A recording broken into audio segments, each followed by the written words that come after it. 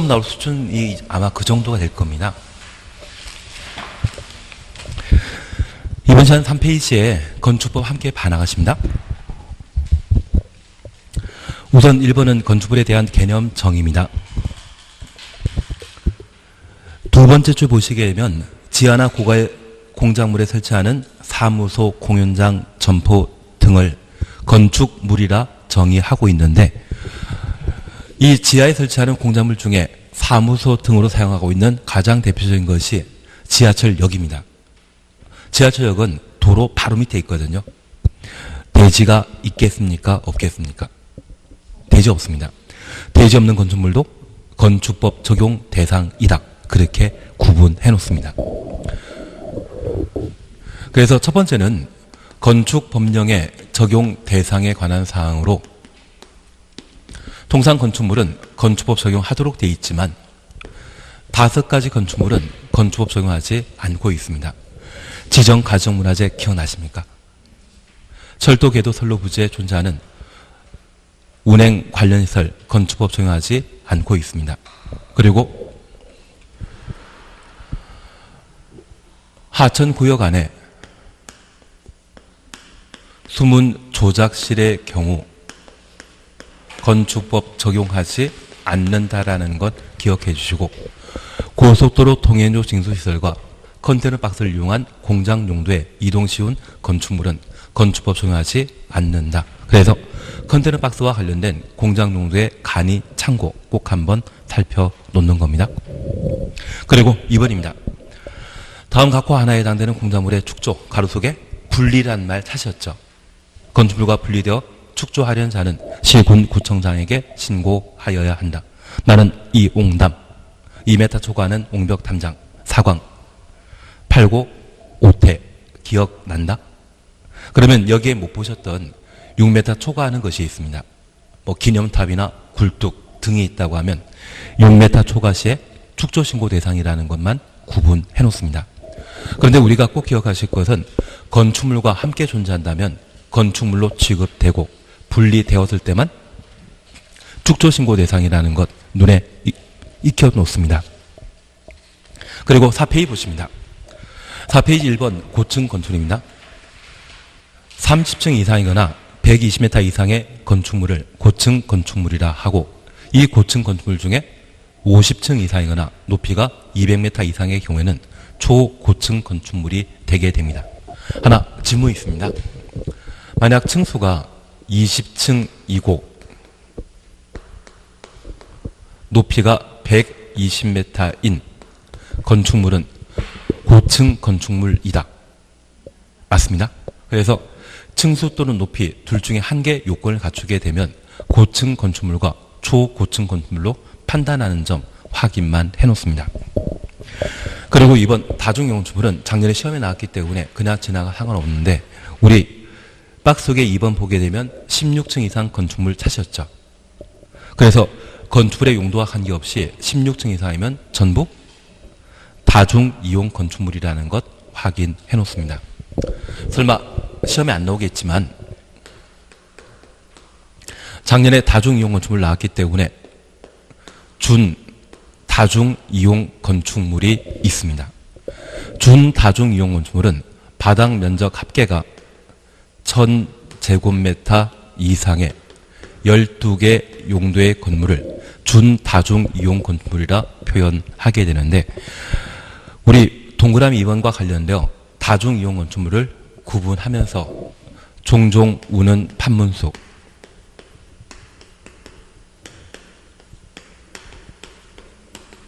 그리고 위관 장교 노동,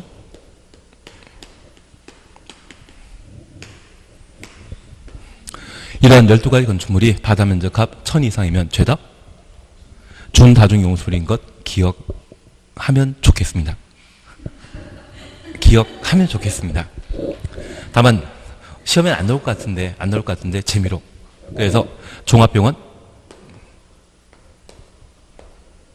종교시설, 운소시설, 판매시설, 문화집회시설, 이 문화집회시설에는 동물원, 식물은 제외한다. 그리고 숙박시설, 유락시설, 관광휴게시설, 장례시설, 교육, 연구시설, 노유자시설, 운동시설. 이러한 12가지 용도로서 바다 면적합 1000 이상이면 준 다중 이용 건축물이 되게 됩니다. 특별히 여기 위락시설과 관련되어 16층 이상인 위락설이면 다중 이용 건축물이죠. 16층 이상이면 층수와 관계없이 항상 다중 이용 건축물로 파악하고 있는 점 확인해 놓습니다. 그리고 11층 이상의 말 보게 되면 얘는 불과 관계되어 있죠. 소방과 관련된 건축물은 몇 층 이상? 11층. 그래서 불천이란 말과 11층 이상의 말 보게 되면 소방과 관련된 건축물로 구분해 놓습니다. 그리고 3번 특수구조 건축물은 동그라미 2번 박스 속에 2번 보게 되면 기둥과 기둥 사이의 거리가 얼마? 20m 이상의 경우는 특수구조 건축물이고 도출된 타양 길이가 외벽 중심선부터 3m 이상이라면 특수구조 건축물이라는 것 눈에 익혀만 놓습니다. 그리고 4번 주택 추천호수입니다. 주택에 설치한 발코니는 국장이 정한 기준에 적합한 때 거실, 침실, 창고로 용도 변경할 수 있는데 용도로 사용할 수 있는데 아파트의 발코니 확장 공사 이루어지는 것은 이 규정 때문에 가능하다라는 것 눈에 익혀놓습니다. 각종 기준은 누가 결정한다? 국장입니다. 그리고 5번, 6번 묶어놓습니다. 주요 구조부와 부속 구조물. 건축물은 구조 설비로 구성되어 있습니다. 그리고 중요한 구조를 주요 구조부라 하고 내력벽, 기둥, 바닥, 지금 밟고 있는 바닥, 주요 구조부입니다. 반면 최하층 바닥은 주요 구조부이다 아니다? 아니다. 그걸 확인만 해놓습니다. 그리고 재미로 우리 이것 하나 봐놓습니다. 만약 작은 볼을 증설하거나 해체하거나 3개 이상 수선 변경하면 대수선이다? 예, 아닙니다. 그냥 보이죠. 그래서 사익 기둥이나 작은 볼을 증설 해체하는 것을 대수선으로 설명하면 그 자체가 잘못된 것이고 주요 구조부를 증설 해체 수선 변경했을 때 대수선에 해당된다. 그렇게 구분해 놓습니다. 그리고 부속 구조물과 관련되어서는 환기 시설물이라는 말 눈에 보이시죠? 얘는 주요 구조부이다, 부속 구조물이다. 부속 구조물이라는 것 확인해 놓습니다. 그리고 7번 건축 면적, 그리고 8번 연면적, 9번 바닥 면적 있습니다. 우리가 함께 공부하시면서 건축법은 적용 범위에서 건축물과 건축물 관련 행위를 건축법상의 중요한 적용 대상으로 설명하게 됩니다. 여기 건축물과 관련되어서는 건축물의 개념에 관한 사항과 법령 적용 관계, 적용하는 것과 건축법 적용을 배제하는 것으로 각각 구분했고 건축물의 구성에 관한 사항으로 건축물 종류를 구분하는 것으로 일반 건축물과 비교되는 고층 건축물, 다중이용 건축물, 준다중이용 건축물, 특수구조 건축물로 각각 구분했습니다. 작년에 다중이용 건축물 나왔기 때문에 고층 건축물에 관한 개념 구분해 놓습니다. 3층 이상이나 120m 이상은 고층 건축물이고 50층 이상이나 200 이상은 초고층 건축물이라는 것 다시 한번 확인해 놓습니다. 그리고 이 건물이 만들어지게 되면 건축물의 구성 요소로서 지하층이 있는데 이 지하층은 건축의 바닥이 지표면 아래에 있는 경우로서 지표면부터 바닥까지의 평균 높이가 해당 층 높이의 2분의 1 이상인 것을 지하층이라 한다. 나는 안다? 들어본 적이 있습니다. 그리고 발코니에 관한 사항. 이 발코니는 전망 휴식 공간으로 건축물 외벽에 부가적으로 설치한 것을 발코니라 하고 이 발코니가 주택에 설치한 때 거실, 침실, 창고 용도로 사용할 수 있다. 어디에 설치한 것만? 주택에 설치하는 것만 가능하다라는 것 다시 살펴놓습니다. 그리고 주요 구조부와 부속 구조물을 각각 살펴볼 수 있습니다. 우리 시험에 자주 주요 구조부와 아닌 것을 시험에 냈는데 우리 단서에 나와 있는 작은 목, 사익기둥, 최하층 바닥 5개 계단은 주요 구조부 2단이다. 아니다. 그것만 자주 눈에 익혀놓습니다.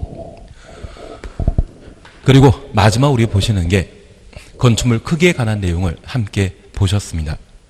건물 크기에 대해서는 건축 면적과 연면적, 높이, 층수로 각각 구분하고 있는데 건축 면적은 평면적 개념이라는 것 이해하시고 연면적은 입체적 개념이었습니다. 특별히 이 건축 면적과 관련되어 외벽, 외곽 기둥의 중심선으로 둘러싸인 수평 투영 면적이라는 말을 보게 되면 얘는 건축 면적에 관한 설명이고 저 외벽, 외곽 기둥은 건물이 10층짜리 구성되었다면 가장 끝에 있는 벽을 외벽, 외곽 기둥, 중심선이라는 말로 대신했습니다. 그리고 연면적은 하나의 건축물의 각 층의 바닥 면적 합계를 연면적이라 하고 특별히 용적률 계산할 때 연면적에서 제외시키는 것. 나는 지하층 잘 알고 있다. 피난안전구역 용점산정 시에는 연면적에서 제외한다. 그러면 이 지하층의 면적은 그냥 연면적에는 포함되고 용적률 산정이라는 말 들어갔을 때만 제외된다라는 것 다시 살펴놓습니다. 그리고 이 연면적은 바닥 면적으로 구성되기 때문에 저 바닥 면적은 하나의 건축물의 각 층의 벽, 기둥, 중심선으로 둘러싸인 수평 투영 면적을 바닥 면적이라 했습니다. 그래서 외벽 중심선이라 말 쓰게 되면 이는 건축 면적에 관한 설명이고 각 층의 벽 나오면 바닥 면적에 설명이 된다는 것 확인해 놓습니다. 그런데 이 바닥 면적과 관련되어 예외에 관한 사항을 29회 때 시험에 출제한 바 있습니다. 그래서 올해 시험에 나오지 않겠지만 그래도 몇 개 정리해 줄 게 있습니다. 첫 번째는 일부 면적은 포함하고 일부 제외시키는 공제에 관한 사항이고 아예 배제시키는 경우가 있었습니다. 그 중에 공제와 관련되어 건축물에 설치한 노대는 그 노대 바닥을 전부 바닥 면적에 포함시키는 건 아니었습니다. 저 노대가 설치되면 노대 면적에서 노대가 접해 있는 가장 긴 외벽에 길이를 1.5m 곱한 값을 뺀 남는 면적만 바닥 면적에 산입한다라는 것 구분해 놓습니다. 그리고 제외시키는 것으로서 필로티란 말 기억나시죠? 공동대 설치되어 있거나 통행, 주차에 전용되는 경우는 바닥 면적에서 제외시킨다. 그리고 공동택 지상층에 설치되어 있는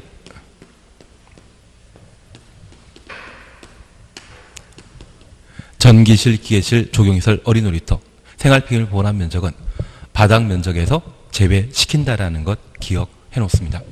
이게 해결되셨으면 올해 시험에 나올 수 있는 것으로 건축 면적 파트를 정리해 주시는데 이 건축 면적에도 예외 규정을 두게 됩니다. 일부 공제에 관한 사항 그리고 제외시키는 것이 있는데 우리 배제시키는 것으로 4가지 기억하고 계셔야 됩니다. 첫 번째는 저 건축 면적과 관련되어 지표면으로부터 높이 1m 이하 부분은 건축 면적에 포함한다, 제외시킨다.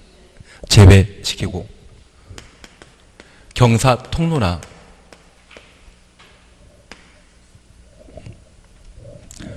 차량 통로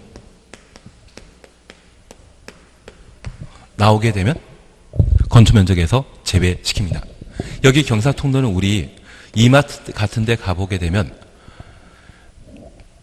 1층에서 지상 2층으로 출입할 수 있는 통로 있거든요. 그리고 우리 학원 건물에도 있는 지하 주차를 이용하기 위한 지하 통로 있습니다. 이런 부분은 사람이 만들었긴 만들었지만 건축 면적에 포함한다, 제외시킨다. 제외시키고 이 건물 외곽에 높이 1m에 쓰레기통 같은 것이 있다고 하면 이러한 부분은 건축 면적에서 제외시킵니다. 그리고 마지막으로 기억하실 것이 생활 폐기물 보관한 면적은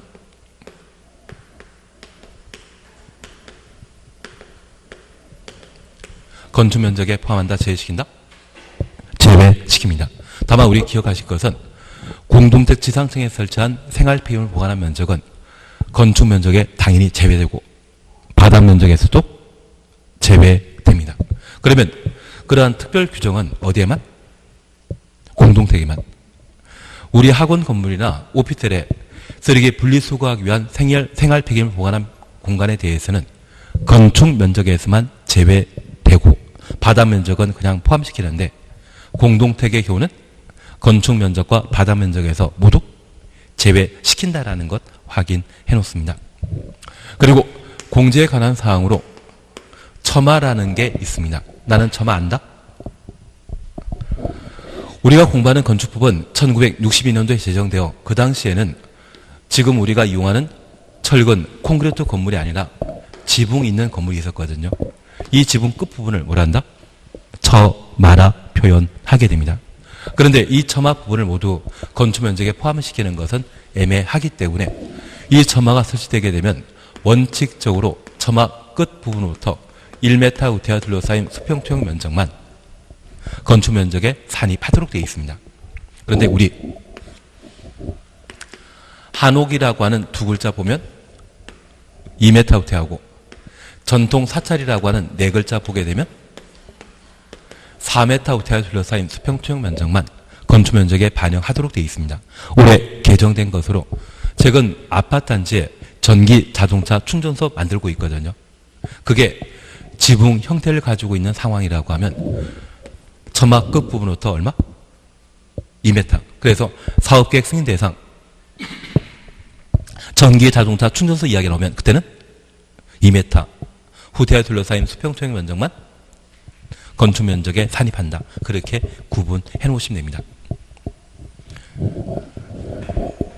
근데 한 번만 들어놓고 그리고 보면 할만합니다. 예, 그러면 우리 7번 보시니 건축 면적 사셨죠? 1번 공제 찾았습니다. 처마, 차양, 처마 추천했습니다. 외벽 중심으로부터 얼마? 1m 이상 돌출된 부분이 있는 경우 다음 구분에 따라 수평거리 우태한선으로 둘러싸인 수평투영 면적으로 한다. 1번 원칙 1m이죠. 그리고 2번 한옥이나 사업계획 승인 대상 공동택의 전기 자동차 충전실이라면 2m, 전통 사찰이라면 4m 유태에 둘러싸인 수평투영 면적을 건축 면적에 산입한다라는 것 확인해 놓습니다. 그리고 2번 배제 찾았습니다. 다음에 해당되는 부분은 건축 면적 산입하지 않는다. 1번 지표면부터 1m 이하, 1m 이하 줄만 쳐놓습니다. 그리고 2번 건축물 지상층에 통행할 수 있는 보행 통로나 차량 통로, 보행 통로, 차량 통로 가로 해놓습니다. 지하 주차장의 경사로. 그리고 4번 생활 폐기물 보관한 면적은 건축 면적에서 제외시킨다라는 것 확인해 놓습니다. 나는 충분히 알고 있죠. 그리고 8번 연면적은 하나의 건축물의 각층의 바닥 면적 합계를 하는데 다만 용적률 산정할 때 다음에 해당되는 면적은 연면적에서 제외시킨다. 지하층 주만 쳐놓습니다. 지하층은 연면적에 포함한다, 제외한다. 연면적에 그냥 포함하는데 용적률 산정이라는 말 붙어 있을 때만 연면적에서 제외시킵니다. 그래서 시험에 연면적은 지하층을 포함한 각 층의 바닥 면적 합계이다 라고 하면 맞습니다. 지하층은 연면적에 포함되고 용적률 산정이란 말이 붙어 있을 때만 연면적에서 제외시킨다라는 것 확인해 놓습니다. 그리고 9번 바닥 면적은 작년에 시험에 나왔기 때문에 올해 나오기 좀 애매할 겁니다. 다만 우리 1번의 노대 바닥 면적과 관련된 예외 규정이라는 것 확인하시고 2번 배제와 관련되어 1번 필로티라는 말 눈에 익혀주시고 3번에 공동택에 설치한 공동택 지상층에 설치한 기계실, 전기실, 어린이 놀이터, 조경시설, 생활 폐기물 보관한 면적은 바닥 면적에서 제외한다. 눈에 익혀놓습니다. 그러면 이제 하나만 더 정리하고 마십니다.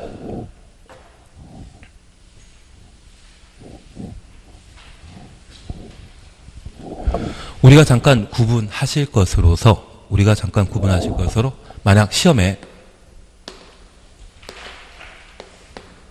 노대 면적은 건축 면적에서 제외한다. 이 말 나오면 맞다 틀리다. 노대 면적은 바닥 면적의 특별 규정이지 건축 면적의 특별 규정이 아닙니다. 그것만 구분해 놓습니다. 우리 언제 시작한 지 20분 안 됐죠?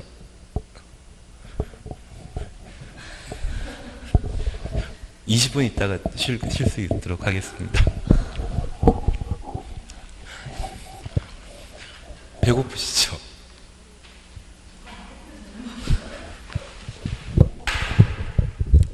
예, 5페이지 함께 보십니다. 5페이지 보시게 되면 10번 그냥 한번 봐놓으시는데 10번은 층 높이, 층고에 관한 사항으로 바닥 윗면으로부터 위층 바닥 구조체 윗면까지의 높이를 층고, 층높이라 표현합니다. 그래서 지금 우리가 6층 건물의 바닥 윗면을 밟고 있는데 바닥은 종이장처럼 붙어 있다? 두께가 일정하게 확보되어 있다. 그래서 이 바닥 두께가 보통 20cm입니다. 그리고 층간소음 발생하는 아파트 같은 경우는 15m로 되어 있기 때문에 15cm로 되어 있기 때문에 층간소음이 좀 심하게 발생합니다. 그러면 이 바닥 얘를 아랫면이라고 발을 놓는 이 부분을 바닥 윗면이라 합니다. 그래서 바닥 윗면으로부터 위층 바닥 윗면까지의 거리를 뭐라 한다? 층고, 층높이라 표현합니다. 이러한 층고가 보통 일반 건물의 경우는 4m인데 아파트 같은 경우는 층고가 3m입니다. 그리고 반자 높이라는 말 들어본 적 있습니까? 위층 바닥이 바로 보이지 않게 천장이라는 걸 만들어 놓게 되거든요. 이 천장까지의 거리를 반자 높이라 하고 공동택은 보통 2.1m입니다. 우리하고는 층고가 꽤 높죠. 그것은 주택이 아니기 때문에. 그래서 우리가 잠깐 이해하실 것은 층고, 층높이는 바닥 윗면으로부터 천장까지 높이가 아니라 어디까지? 위층 바닥 윗면까지의 높이를 층고, 층높이라 한다. 그렇게 구분해 놓습니다. 그리고 11번은 자주 시험에 나오는 게 아니라 10년에 한 번 나옵니다. 그냥 잠깐 보십니다. 건축물 옥상에 설치하는 승강기탑, 계단탑 등은 그 수평투영 면적 합계가 수평투영 면적 합계 가로 해놓습니다. 해당 건축 면적에 건축 면적 주놓습니다. 8분의 1 이하인 경우로서 높이가 12m 넘는 경우에는 넘는 부분만 주놓습니다. 건물 높이에 산입한다. 그래서 나중에 10년에 한 번 나오는 건물 높이에 관한 시험 문제가 출제되면 오지순자에 나오는 것 중에 끝에 3m로 끝나는 게 있으면 얘를 아무 생각 없이 답을 하면 정답이십니다. 잠깐 이해하실 것이 있는데 만약 건물이 층고가 4m로 10층짜리 건물이라면 본체 건물은 40m인데 이 건물 옥상에 엘리베이터를 이용하기 위한 승강기탑이나 옥상에 출입하기 위한 계단탑이 건물 옥상에 만들어지는 경우가 있습니다. 얘를 옥상 구조물이라 하고 이 옥상 구조물이 차지하고 있는 공간을 옥상 구조물의 수평 투영 면적이라 표현합니다. 저 수평 투영 면적 합이 100제곱미터이고 해당 건물의 건축면적은 외벽 중심선으로 둘러싸인 수평 투영 면적을 말하죠. 얘가 800m, 900m, 1000m라고 하면 옥상 구조물의 수평 투영 면적과 건축 면적의 비율이 8분의 1 이하가 되게 됩니다. 그러면 건물 옥상에 설치한 옥상 구조물을 사람이 직접 이용하는 것이 아니기 때문에 이 높이를 건물 높이에 반영한 것은 좀 애매합니다. 그래서 이 높이가 15m로서 12m 초과하면 초과하는 3m만 건물 높이에 포함시키게 됩니다. 그래서 외견상 보기에는 본 건물 높이가 30m이고 옥상에 설치한 옥상 구조물의 높이가 15m라고 하면 전체 높이는 55m로 보이지만 법적 높이는 얼마이다? 43m입니다. 그래서 얘가 한 10년에 한 번 시험에 나오는데 나오면 아무 생각 없이 끝에 3m 나와 있는 것을 꼭 찾아주면 됩니다. 그래서 옥상 구조물의 높이가 15m를 말 나오게 되면 12m 초과하는 부분 3m만 높이에 반영한다. 그렇게만 구분해 놓습니다. 조금 이해는 되시겠습니까? 예, 그래서 비교되는 게 옥상에 설치한 승강기탑 등의 수평 투영 면적 합계와 연 면적입니까? 건축 면적입니까? 건축 면적의 비교가 8분의 1 이하로서 높이 12m 초과 시에는 초과하는 부분, 넘는 부분만 건물 높이에 산입한다. 그렇게만 확인해 놓습니다. 12, 13 묶어 놓습니다. 지하층은 층수에 산입하지 않죠. 그리고 13. 층의 구분이 명확하지 않을 때 높이 4m를 한 개층으로 한다. 눈에 익혀만 놓습니다. 그리고 14번 건축주와 16번 공사 시공자 찾으셨죠. 공사 시공자는 건설 공사하는 자를 말합니다. 건설 공사하는 자.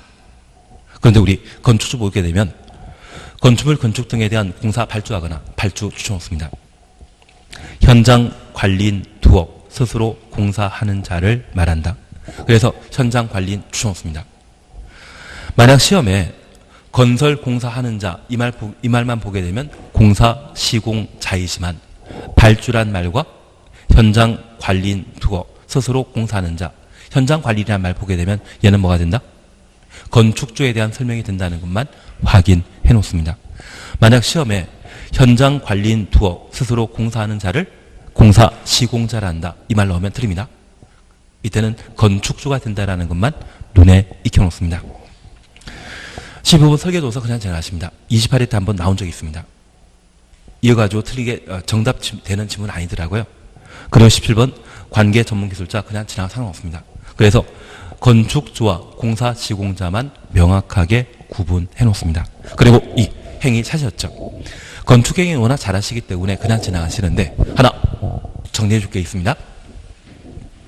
건축행위와 관련되어서는 신축, 증축, 개축, 재축이라는 게 있습니다. 종전과 같은 범위 내 건물을 다시 철거하게 되었을 때 철거 원인이 전부 또는 일부 철거하고 종전과 동일한 범위 내 다시 입주하게 되면 그때는 개축이고 건물의 훼손 원인이 멸실이란 말 쓰게 되면 그때는 기본적으로 재축에 해당되는 것으로 파악해 놓습니다. 그런데 우리 철거는 건축물 소유자가 철거하는 경우가 있고 시장, 군수, 구청장이 건물 철거하는 경우가 있습니다. 만약 건물 소유자가 철거하고자 한다면 철거 예정일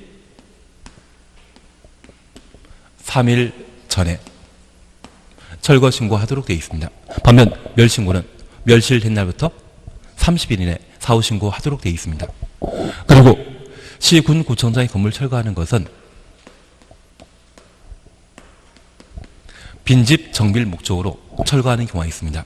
저 빈집은 빈집 여부 확인한 날부터 1년 이상 사용하지 않는다면 빈집입니다.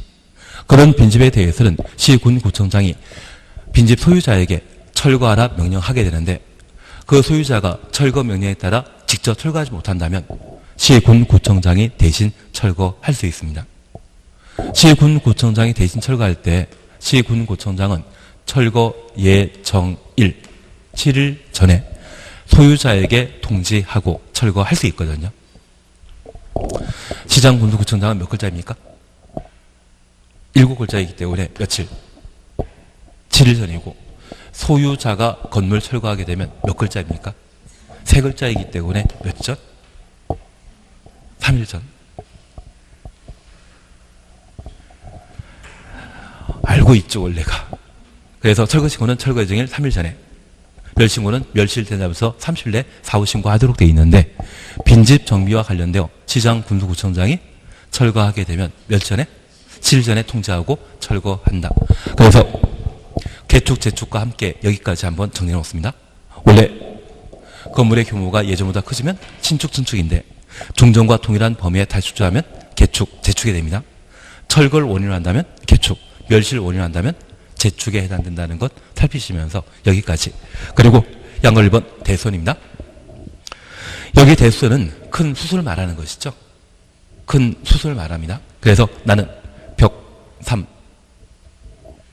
계단, 미관이라는 거 잘 가고 있다. 그래서 내력벽 증설 해체하거나 벽면적 30제곱미터 이상 수선 명하는 것, 30제곱미터 이상 줄만 쳐놓습니다. 그러면 잠깐 이것 하나 봐놓습니다. 만약 시험에 내력벽을 20제곱미터 해체하고 수선하는 것은 대수선이다? 맞습니다. 지금 증설하거나 해체하거나 수선하거나 변경하는 것. 그래서 증설, 해체, 수선, 변경 중에 하나에 해당되게 되면 대수선을 볼 수 있는데, 특별히 내력벽과 관련되어서는 수선, 변경 앞에만 30이고 증설, 해체 시에는 면적 관계없죠. 그래서 지금 증설 또는 하거나라고 하면 엔드 개념이다, 선택 개념이다. 선택 개념입니다. 그래서 지금 내력벽의 벽면적을 20제곱미터 해체했다면, 20제곱미터 해체했다고 하면 해체가 있었기 때문에 무조건 대수선이 되게 될 겁니다. 이해되신 겁니다. 그래서 이거나 증설, 해체, 수선, 변경 또는이지 동시에 충족할 필요 없다라는 것만 하나 해주시고 그 중에 하나만 걸리게 되면 대선이 되는 겁니다. 그리고 2번 건축 외벽에 사용하는 마감 재료를 증설 또는 해체하거나 벽 면적 30제곱미터 이상 수선 또는 변경하는 것을 대수선이라 합니다. 그리고 3번 다가구 다세주택 가로 해놓습니다. 다가구 주택과 다세주택 가로 해놓습니다. 경계벽 증설 해체하거나 수선 변경하는 것. 그래서 경계벽이란 말 보게 되면 앞에 주택은 뭐가 나야 된다? 다가구주택과 다세주택. 이거 대신 공동주택이나 단독주택 나오면 틀립니다. 그리고 4. 방화벽. 그리고 5, 6, 7 묶어놓습니다. 기둥보 지붕 틀립니다. 각각 증설하거나 해체하거나 3개 이상 수선하는 것을 대수선이 합니다. 다시 한 번만 더 보십니다. 만약 기둥을 2개 해체하고 수선하는 것은 대선이다? 대선이죠. 증설 해체에 있어서는 개수 관계없고 수선 변경에 있어서만 3개 이상이라는 것 확인하시면 이 여러 가지 행위 중에 하나만 해당되면 증설 해체란 말 나오게 되면 무조건 대선에 해당된다는 것 확인해 놓습니다. 그리고 8번 주계단, 피난계단, 특별 피난계단 가로해 놓으시는데 5개 계단 있다 없다. 건물 밖에 있는 계단은 없다. 그것만 확인해 놓습니다. 그리고 9번 미관지구 그냥 확인만. 그리고 양가로 2번 용도 변경 무조건 시험에 나올 겁니다. 나는 용도 변경과 관련되어 자산 전문 영교 건축이 잘 알고 있다? 예, 그러면 이제 우리 이렇게 한번 보십니다. 알고 있죠?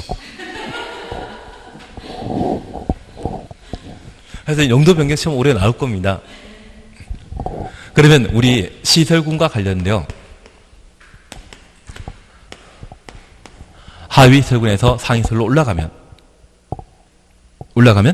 허가 받아야 되고 내려가면 신고하고 우리가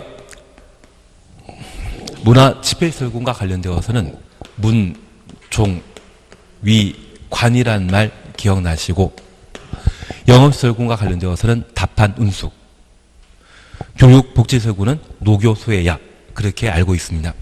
특별히 위락설에서 종교설로 용도 변경하게 되면 좌우로 바뀌는 것이거든요.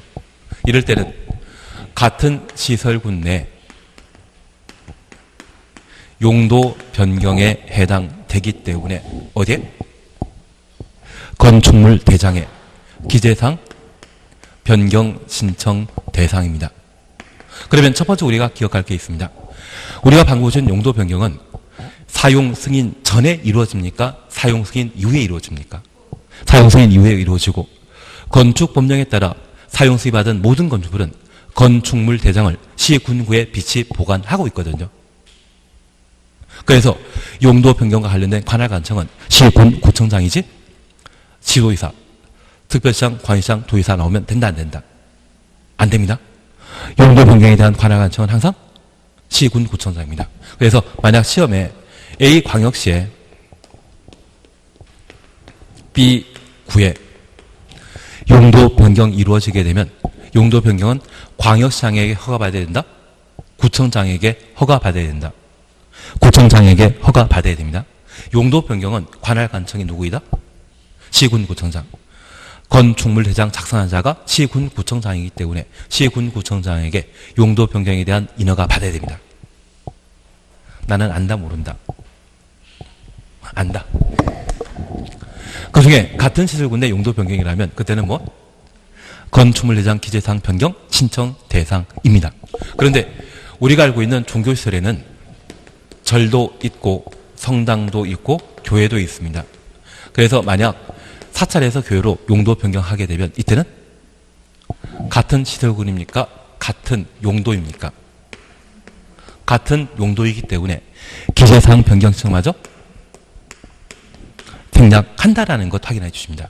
그래서 용도 변경과 관련되어서는 상위 설군으로 용도 변경하면 허가, 하위 설군으로 용도 변경하면 신고, 같은 시설군이란 말 보게 되면 변경 신청 대상이고, 같은 용도란 말 보게 되면 기재사항 변경 신청마저 생략한다.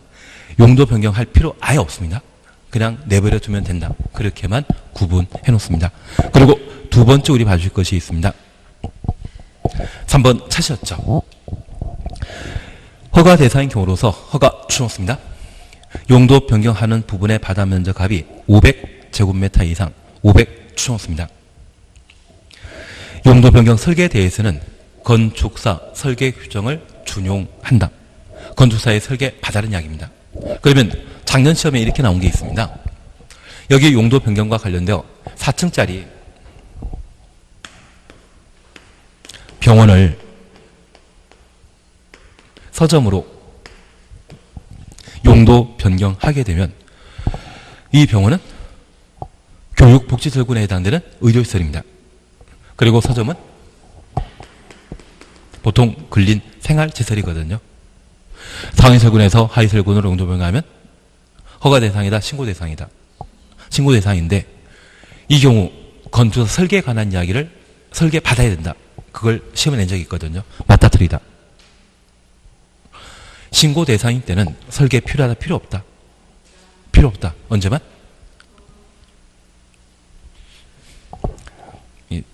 3번에 허가란 말 있지 않습니까? 그리고 500. 그래서 허가란 말과 500 이상이라는 말이 함께 나와 있을 때는 설계에 관한 규정을 준용한다라는 것 확인해 주십니다. 그리고 4번입니다. 허가나 신고 대상인 경우로서 허가나 신고 대상 가로해 놓습니다. 용도 변경하려는 부분의 바다 면적합이 100제곱미터 이상의 경우에는 사용 승인 받아야 하고, 다만 용도 변경하려는 부분의 바다 면적합이 500제곱미터 미만으로서 동일해 놓습니다. 대손에 해당되는 공사를 소반하는 시 아니하는 경우에는 그러하지 아니하다. 그러면 이제 이렇게 잠깐 구분해 놓습니다. 여기 용도 변경은 같은 시설군 내 용도 변경의 경우에는 허가 신고 대상 아니거든요. 같은 시설군일 때는 허가받을 필요 신고할 필요 없습니다. 대신 위로 올라가면 허가, 아래 내려가면 신고. 그런 경우로서 바다 면적합 100제곱미터 이상의 경우에는 용도 변경 공사 잘 이루어졌는지 확인하도록 되어 있습니다. 그래서 이 경우는 사용 승인 대상인데, 저 사용 승인 대상 중에 그 바다 면적합이 500제곱미터 미만이고 대수선에 해당하지 아니한 경우에는 사용 승인 받을 필요 있다 없다? 없다. 그 의미입니다. 그러면 이제 이렇게 잠깐 보십니다. 허가 대상 용도 변경으로 그 바다 면적합 400제곱미터 용도 변경하고 기둥을 2개 위치를 변경했다면 기둥 2개 위치 변경한 것은 대손이다 아니다? 아닙니다. 이런 경우는 사용승인 받을 필요 없다는 이야기입니다. 대신 기둥을 3개 위치 변경시켰다고 하면 그때는 대손에 해당되기 때문에 이 경우는 사용승인 받아야 될 겁니다. 그래서 작년에 개정된 단서에 관한 사항을 꼭 한번 보시는데 원래 사용승인은 허가 또는 신고 대상으로 바다 면적합 100 이상이면 사용승인 받아야 되지만 대손에 해당되지 않고 그 바다 면적합이 얼마? 500만. 이 2개 요건 갖추게 되면 사용승인 대상에서 제외하겠다는 이야기입니다. 예외에 관한 사항 눈에 익혀놓습니다. 작년에 시험에 나왔기 때문에 올해 또 한번 시험에 나옵니다. 꼭 한번 봐놔야 됩니다. 그리고 3. 리모델링 찾으셨죠? 대수선 추천없습니다. 증축 추천없습니다. 개축 추천없습니다. 건축법상 리모델링은 대수선하거나 증축 또는 개축하는 것을 리모델링을 하는데 주택법에서는 개축 들어가는 거 없습니다. 주택법에서는 대수선하거나 일부 증축하는 것만 대손에 해당된다는 것 확인해 놓습니다. 그리고 3번 건축분쟁 전문위원회입니다. 우리 분쟁이 발생하게 되면 소송으로 해결해야 되죠. 근데 내가 실무에 뛰어들면 소송 절대 하지 마십시오. 소송하면 돈만 나갑니다. 그래서 웬만하면 소송거리 안 만드시는 게 제일 좋습니다. 근데 가끔 내가 살아보면 우기는 것 잘하시는 분들 있지 않습니까? 잘 우기시는 분들. 근데 사람 기분 상하지 않고 우기는 거 잘하는 사람 많은 본 적 있다 없다? 상대방 기분 상하지 않고 말로서 자기 주장을 관철시키는 사람 많이 봤다? 본 적 없다? 그런 사람 많이 만나보셔야 됩니다. 왜냐하면 부동산 중개하다 보면 건물이 새로 지어진 것만 중개 거래하는 것이 아니라 한 10년, 15년 된 것도 중개 거래할 수 있거든요. 그러면 10년 넘게 되면 건물 자체적인 자연스러운 하자가 있습니다. 그 하자를 이유대가지고 계약 다 체결했는데 불구하고 실제 계약 체결 안 하는 경우가 있거든요. 그리고 입주할 때쯤에서 자연 하자 때문에 마음 바뀌어서 변심하는 경우가 있습니다.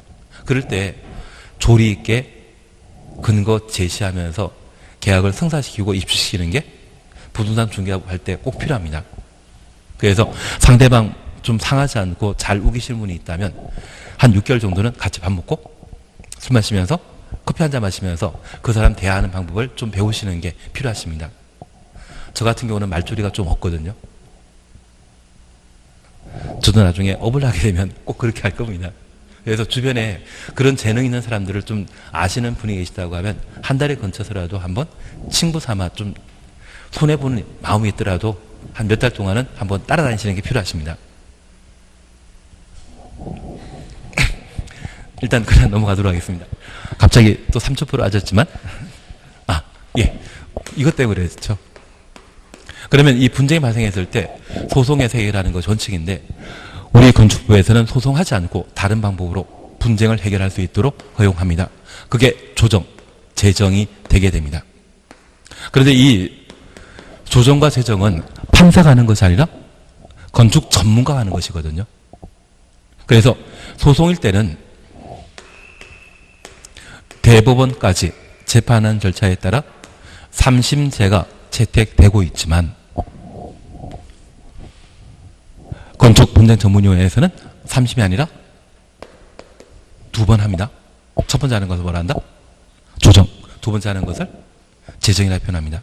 그래서 조정할 때 조정위원은 3명이지만 재정위원은 몇 명?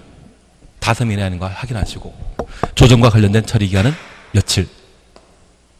60일 내 조정해야 되지만 재정은 두 번째 하는 것이기 때문에 곱하기 해서 120일 내 재정 절차 완료하여야 한다. 그거 되셔야 됩니다. 나는 재판에 대해서 잘 알고 있다 모른다.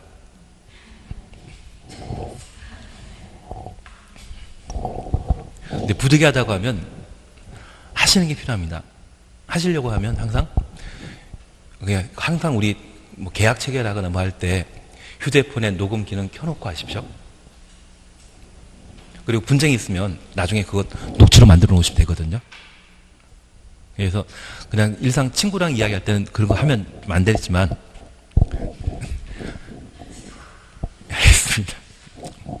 그냥 하여튼 그런 게 나중에 소송을 예방할 수 있는 방법이 되지 않나 싶습니다. 다만 우리 공법에서는 소송 이야기 나오지 않고 전문가에 의한 분쟁 조정, 재정에 관한 사항 나오는데 조정은 첫 번째 하는 것이기 때문에 60일, 재정은 두 번째 하는 것이기 때문에 120일 내 절차 완료해야 된다. 그렇게만 구분해 놓습니다. 예, 그리고 건축 절차에 관한 사항 함께 반항하십니다. 6페이지 찾으셨죠? 우선 1. 신청과 관련되어 동그라미 1번 사전 결정 신청자는 사전 결정 통지받으로부터 몇 년? 2년 내 2년 추천했습니다. 건축 허가 신청하여야 하고 기간 내 신청하지 아니하면 사전 결정 효력 상실한다. 그리고 2번입니다. 건축 허가 받은 자는 해당 대지 소유권 확보하여야 한다. 소유권 추천했습니다. 다만 다음 각호 하나에 해당되는 경우는 그러하지 아니하다. 1번 소유권 확보하지 못했지만 그 대지 사용할 수 있는 권은 확보한 경우 사용할 수 있는 권은 가로 해놓습니다. 그래서 소유권 없더라도 사용권만 가지고 건축 허가 받을 수 있습니다. 다만 분양목조라는 공택은 포함한다, 제외한다? 제외. 그래서 분양부터 공동택까지 가로 해놓습니다. 단서에 해당되는 경우는 반드시 소유권 확보해야 된다. 그 의미입니다. 그리고 2번입니다. 건축주가 건축물의 노후와 등의 사유로 건축물을 신축, 개축, 재축, 리모델링 하기 위해 공유자 수의 80% 이상의 동의가 없고 동의한 공유자 지분이 전체 지분의 80% 이상인 경우에는 건축 허가 받을 수 있습니다. 3, 4, 5는 묶어놓습니다. 크게 신경 쓸 필요 없습니다. 만약 3에 관한 문제가 나온다고 하면 건축 허가받아 건축하는 주상 복합 건축물에 관한 사항으로 단세 30% 이상이라는 말 눈에 익혀 두십니다. 4번, 5번은 크게 문제 없을 겁니다. 다만 우리 항상 기억하실 게 2번 뒤에다가는 매도 청구라고만 하나 적어 놓습니다. 2번 뒤에는 뭐 적어 놓는다? 매도 청구.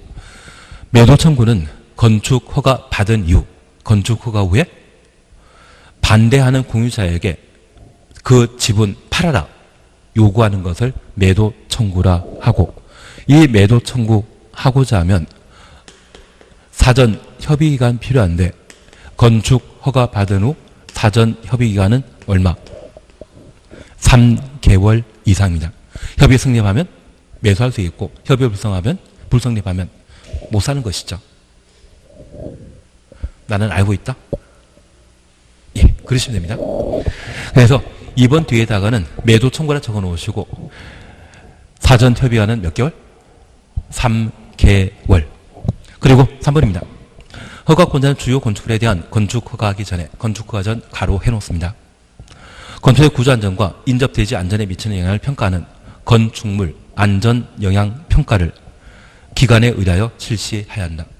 1. 초고층주물 2. 16층 이상이고 연면적 10만 제곱미터 이상의 건축물 눈에 익혀주셔야 됩니다. 그리고 2. 건축허가 신고에 관한 사항으로 동그라미 1번 건축신고 작년에 시험에 나왔는데 1번, 2번 묶어놓습니다. 연면 작계가 100제곱미터 이하의 건축물 2번 바다면적합 85제곱미터 이내 증축, 개축, 재축. 그리고 3번 눈에 보이시고 4번 나는 오리 공장 잘 알고 있다? 그러면 2층 이하 이거나입니까? 로서입니까? 로서. 연면적계 500제곱미터 이하의 공장은 건축 신고하고 공장 건축할 수 있다. 그래서 오리 공장이죠. 그리고 5번 관농자에 건축하는 연면적 200명 아니고 3층 미만의 건축물 건축 신고할 수 있는데 지구 단위 계획 구역은 포함한다, 제외한다. 제외했었습니다. 그리고 6번, 7번 묶어 놓습니다. 6번, 7번 묶어 놓습니다. 연면적 200명 아니고 3층 미만의 건축물에 대해서는 큰 것이다, 작은 것이다. 작은 것. 작은 건물에 대해서는 모두 신고하고 대수선할 수 있고 7번 주요 구조 배치 없는 등의 대통령령이 정하는 대수선 대통령령 추천놓습니다. 1번부터 6번까지 6개 증설, 해체, 수선, 변경 중에 무엇만? 수선만 6개 수선만 신고하고 대수선할 수 있습니다. 그래서 내력벽부터 주계단까지 쭉 한번 보시는데 여기에 다가구택이나 다세대 주택의 경계벽 수선하는 것 있다 없다? 없다. 그리고 외벽 마감 재료를 벽면적 30제곱미터 이상 수선하는 것 없습니다. 그래서 이 두 가지 대수선하고자 한다면 허가권자에게 허가받은 때만 대수선을 할 수 있습니다. 그래서 증설, 해체, 수선, 변경 중에 큰 건물의 수선만큼은 신고하고 대수선할 수 있지만 두 개 수선은 신고 대상이다, 허가 대상이다. 허가 대상이라는 건 그것만 좀 봐놓는 겁니다. 그래서 6가지에는 다가사택의 경계벽 수선과 외벽 마감 재료 벽면적 30m 이상 수선 없다. 그것만 명확하게 구분하시고 이 두 가지에 대해서는 허가 대상이라는 것 눈에 익혀놓습니다. 그리고 2번만 보고 쉬었다 하실 겁니다. 건축신고한자가 신고일부터 1년 내 공사 착수하지 아니하면 신고이력 없어진다. 그래서 우리 공법에 공사 착수는 2년 내 공사 착수한 데에서 2착이었습니다. 예외 1착, 3착, 5착이 있습니다. 우리 1착과 관련되어 기억나시는 게 방금 보셨던 건축신고 하면 몇 년? 1년에 공사 착수해야 된다.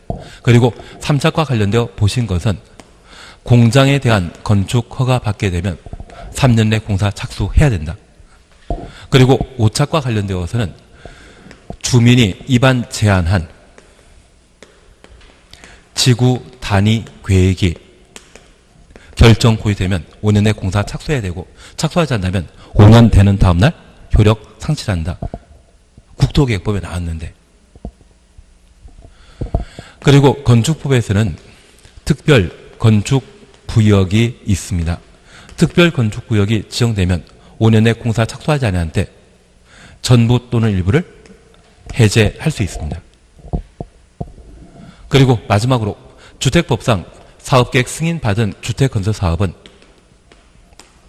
사업계획 승인받은 날부터 몇 년? 5년 내 공사에 착수해야 되고 공사 착수하지 않으면 사업계획 승인 취소할 수 있다. 그래서 5착과 관련된 예외는 이 세 개에서 정리되셔야 됩니다. 내가 잘 모르는 착구는 몇 년이다? 2착. 모르면 다 2착이고 1착 건축신고와 관련되어서는 1착 공장과 관련되어서는 허가 받은 날부터 3년 내 공사 착수해야 됩니다. 그리고 5착 3가지 한번 정리해 놓으시고 이 3가지 나왔을 때는 뒤에 5년 내 공사 착수해야 된다. 그렇게만 구분해 놓습니다. 잠깐 쉬었다 하십니다. 끝나는 거는 제 마음이죠.